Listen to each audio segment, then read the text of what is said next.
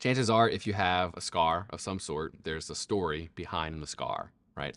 I have a little scar right here on my top lip. When I was little, I tripped over a bag in the dark and busted my lip open on the door and had to get stitches the whole 9 yards. And the scar still reveals that story, right? I still don't have total mobility of my pinky because maybe like 10 or so years ago, I tripped and fell and broke my pinky. And so the bone's healed. It's generally fine, but I still don't have that full range of motion, right? Those are some stupid little stories of some simple little scars, but I think people do have scars that actually are great signs of victory, right? I think about a scar from like a surgery that cured you of cancer, right? Or a scar that from a surgery that remedied some big issue that you were having, right? A transplant scar, something like that, right? It's a sign of victory and a sign of new life and of hope, right? I'm proud of that scar, a scar that I experienced in some brave act. They remind us of the goodness of what happened there, right? It's a scar of victory, right? Maybe there are some scars that you would rather forget from some tragic accident, some tragic event that it just brings up negative emotions. And man, I wish that scar wasn't there, right? I think just like we have physical scars, we also have spiritual scars, scars in our soul, scars in our minds, these things that weigh upon us and they hurt, right? And we want them to be healed, but they won't. No matter how hard we try, the scars remain. No matter what I guess I do, this scar on my lip has remained there, right? And although this one doesn't hurt, some scars do hurt, right? Maybe when the weather changes, there's a little pain and ache, and I just wish it were gone. I wish it wouldn't be there. It'd be better if I didn't have any of these scars.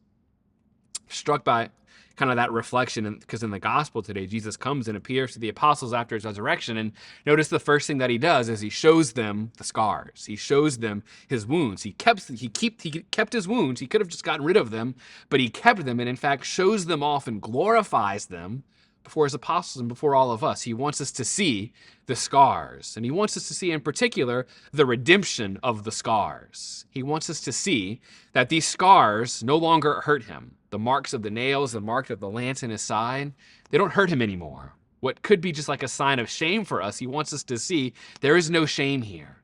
These scars are now glorifying, like they are glorified. They are a sign of hope. They are a sign of redemption, and they are proof that mercy is limitless. They are proof that there's nothing too big for my love to redeem, an invitation to trust in the power of what these scars reveal.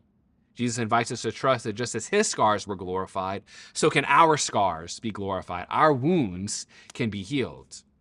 I think perhaps the deepest wound that we all experience is the wound of distrust. Distrust of other people, distrust of the Lord, right? When trust is shattered, it can hit us to our core. And that distrust of God can be one of the deepest wounds that we struggle with in our spiritual life. And that is the wound, that is the scar that Jesus wants to heal, that Jesus wants to glorify and redeem, so that that wound, that hurt, can no longer be a source of pain or suffering or isolation or aloneness, but can in fact become a source of glory, so that we can believe that even in that deep hurt, God can still act, that nothing is truly too big for him. Jesus invites us to trust. Now, what is it that brings that trust?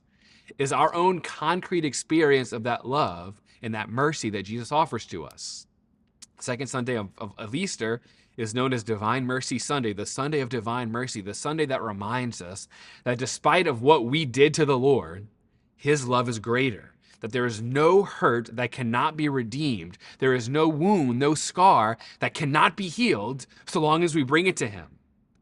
And we don't deserve that, right? Mercy is the love that we desperately need and we long for, but we're never going to be able to earn or deserve, right? We will never merit mercy. We will never earn it or be worthy of it. That is what makes it mercy. It is a love that we need and want, but we didn't earn. We don't deserve to be loved like this, but Jesus freely gives us that deep love anyway, especially in the sacrament of confession. That is where we receive the gift of mercy. All the sins that we bring to the Lord in confession are wiped away. There is no sin that is too big for the Lord to heal. Repentance is always possible. Mercy is always offered to us. That enables us to really pray that prayer that is so closely associated with the divine mercy image. Jesus, I trust in you. Jesus, I trust in you because I have experienced your love. I know how big and how great your love is for me, and I give myself entirely to that love. And because you love me so much and you love me so well, I trust you totally. I trust you with everything. I give you my whole heart, and I hold nothing back because I know that you will receive me as I am. You will receive everything and bring redemption there. I know that my wounds and my scars can be healed by you. God knows that we're wounded. He knows that we're imperfect. He knows he has scars that need to be redeemed, and he wants to turn them into glory. He shows us his wounds almost to say, like, this is what I want to do to you if you let me. If you invite me into your wound, I can make it a sign of glory and a sign of my faithfulness to you. Question for us is, will we let the Lord in? Will we let him do that? He stands at the door and knocks. He wants to come in. Will we allow him to transform our wounds to be brilliant symbols of his glory in our lives?